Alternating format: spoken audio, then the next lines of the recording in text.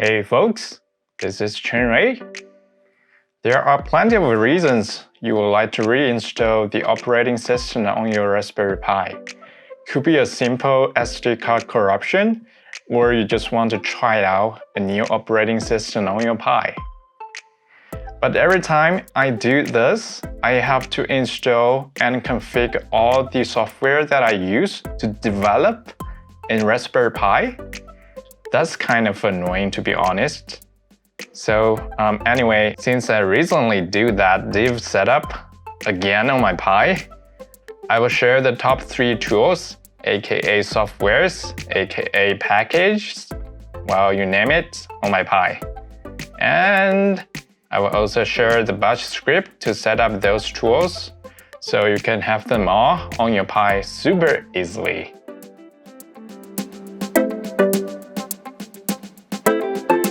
The first one in those top 3 is Vim. Vim is a text editor that allows you to edit your text file or codes.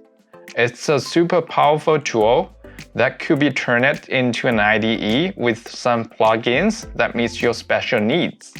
However, the things I like the most with Vim is the ability to highlight syntax in my codes, so it's more efficient for me to notify errors. The second one on this top 3 is Timox. Timox is a tool that allows you to open multiple terminal sessions without logging multiple times over SSH. Super handy for developing from a remote computer via SSH. The last one in those top 3 is NetData.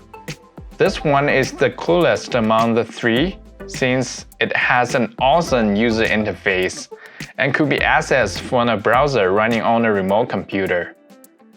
It's a system monitoring tool for you to see the resource usage on your Pi in real time.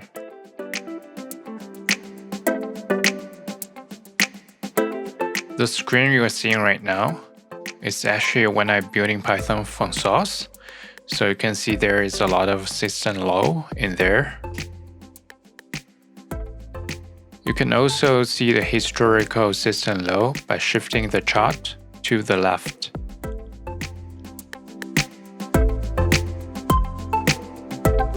Alright, so that's all the top 3 tools I use on my Pi development.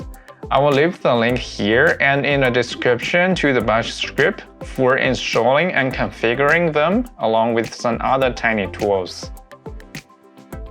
Thank you for watching, and I'm gonna see you in the next one.